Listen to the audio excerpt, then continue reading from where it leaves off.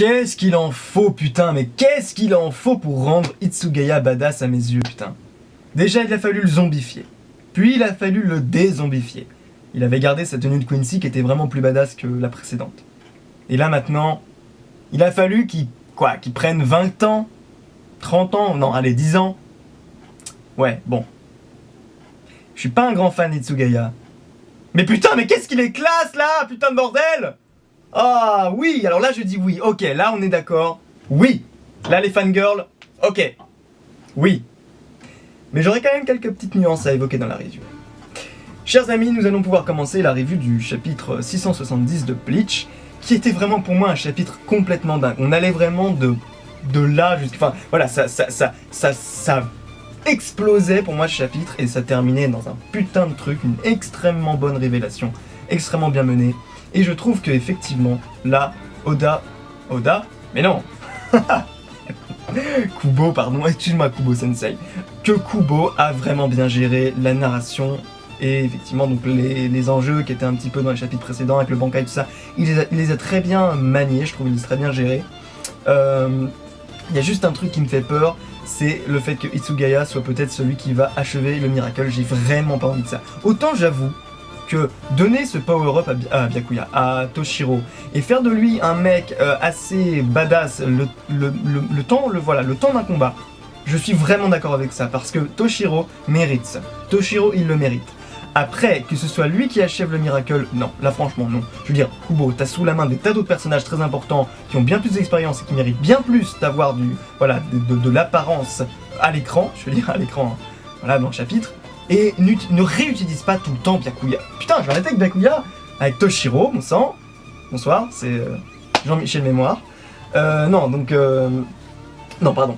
Donc voilà. Aussi, également, je voudrais juste dire un petit truc. Il y a un truc qui m'a un petit peu gêné dans le chapitre. J'ai trouvé que les dessins du Miracle étaient bof. Vous avez pas trouvé ça? Je veux dire, le Miracle, son design, le nouveau design, j'y viendrai juste après, est vraiment super cool. Mais le dessin du Miracle, je veux dire, il est bof. Allez voir page 17, regardez la silhouette du Miracle, elle est vraiment moche, on a l'impression qu'il avait pas le temps. Pareil, page, je sais plus quoi là, page 8.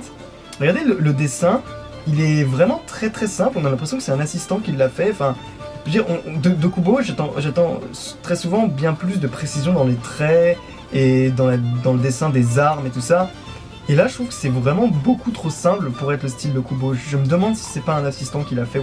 Je me pose la question, hein, vraiment. Après, rien n'est vraiment prouvé. Hein, mais voilà, à mon avis, regardez bien page 9, voilà, c'est assez curieux. Enfin bref, nous allons pouvoir commencer la review. En l'occurrence, juste avant, voilà, comme je l'ai dit, un super chapitre de dingue. Vraiment, j'ai vraiment adoré. Et des chapitres comme ça qui... finalement arrive à gérer un power-up aussi puissant qu'un Bankai et à ne pas faire que ce soit justement un Deus Ex Machina trop puissant, c'est très bien. C'est pourquoi d'ailleurs c'est par Kenpachi que je vais commencer la review, puisque en fait on termine sur la fin du Bankai de Kenpachi. Une chose est sûre, c'est qu'en fait Kenpachi est vraiment dans un état de transe, d'agressivité duquel il ne peut pas se sortir. Et c'est un peu souligné par Byakuya, et je trouve que c'est très bien de nous le mettre un petit peu explicitement, cette information, parce que c'est vrai, on avait un petit peu, genre, zéro information sur le Bankai. Et là, on a quelque chose de plus, c'est que quand Kenpachi est sous forme Bankai, il peut vraiment plus communiquer avec ses alliés. Alors, certainement pas avec ses adversaires, mais non plus avec ses alliés. Et comme disait Byakuya, il est même possible que ce soit dangereux de rester dans les environs. Donc voilà.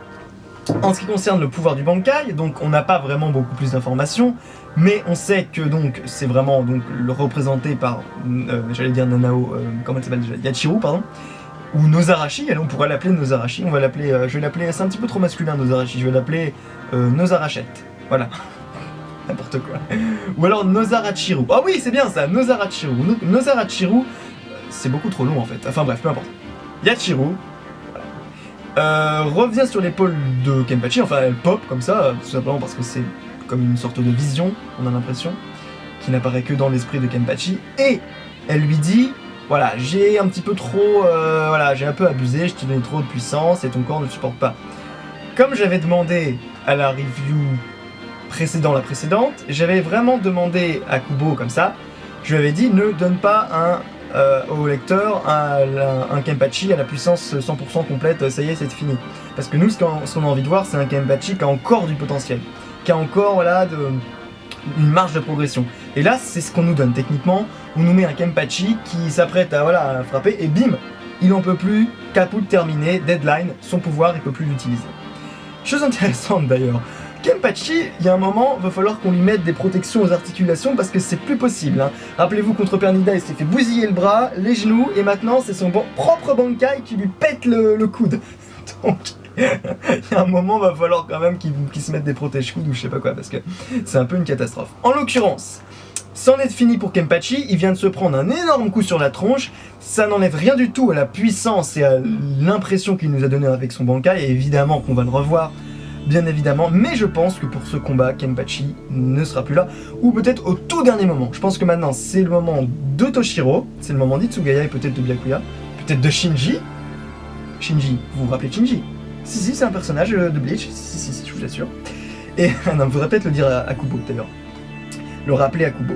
Mais en l'occurrence, c'est le moment pour briller donc d'Itsugaya. Mais avant de passer à ce truc génial qu'on a vu à la fin du chapitre, je vais quand même parler du Miracle parce que putain, mais c'est quoi ce design de dingue? Putain, là, il pète la classe, pardon, mais enfin, franchement, là, j'adore son deuxième design. Autant, là, la forme géant, elle était sympa, elle était bien. Putain, celle-là, mais qu'est-ce qu'elle... Elle dégage, quoi, comme aura, comme, voilà, c'est impressionnant. En plus de ça, il a une espèce de casque qui lui donne une espèce de barbe robotique, un petit peu à la manière d'un immense viking. Et là, putain, là, je suis satisfait. Parce que, c'est vrai, j'avais peur qu'il se transforme en monstre. On voyait une espèce de monstre ridicule, comme un petit peu Pernida ou Lily Barrow. Et non, son... Alors, est-ce son vol standing? C'est là toute la question. Puisqu'on nous a expliqué que Pernida, qui était donc la main du roi des âmes, et donc notre ami le Miracle était le cœur du roi des âmes, il n'aurait peut-être pas besoin d'avoir reçu un pouvoir de sa majesté, le roi machin. Et que, en fait, ils sont un petit peu autonomes dans leur pouvoir. Alors, ça voulait pas dire qu'ils n'avaient pas de vol standing, puisque ça, c'est peut-être un pouvoir lié de manière inhérente un peu au Quincy, mais en même temps, c'était peut-être pour ça qu'on n'a pas vu de vol standing de la part de Pernida, parce que je vous rappelle, oui, on n'a pas vu de vol standing chez Pernida, on a juste vu un moment dans un chapitre il y a très longtemps, un moment où Joabak leur redonnait du pouvoir et qu'ils avaient des ailes derrière eux, mais c'était pas leur vol standing parce qu'on avait vu aussi Lily Barrow avec des ailes et c'était pas du tout son vol standing. On avait vu pareil donc Askin et c'était pas du tout son vol standing. Donc le Miracle, il enclenche une espèce de mode encore plus divin que divin. God Divine Authority ou Authority, autorité divine. Il y avait un nom en allemand, mais il a été retiré de la version anglaise que j'avais lu en fait en premier lieu. Et le guerrier divin, le plus pur, le plus noble, voilà. Et il a encore cette espèce de discours très justicier, très inquisiteur sur la morale, sur la grandeur d'âme et tout ça. Bon. Voilà, il se veut brandir son sabre, je viens de voir, au nom de Dieu, au nom de Joabak.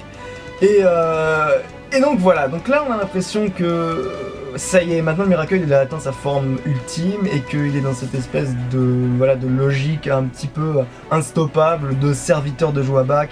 Et dans ce côté un petit peu, il a quitté un petit peu son aspect un peu souriant et un petit peu moqueur et arrogant. Là il est juste dans la puissance et dans la démonstration de sa grandeur et de son côté un peu implacable. J'aime beaucoup son design, j'aime bien le fait que il arrête un peu de l'ouvrir tout le temps. En page 9, la page où j'aime pas trop le dessin, par contre il y a un truc qui est bien, c'est qu'il dit rien, il est juste là en mode voilà, je suis le gros géant, limite un espèce de robot quoi, c'est vraiment bien et je trouve qu'il est vraiment encore plus impressionnant.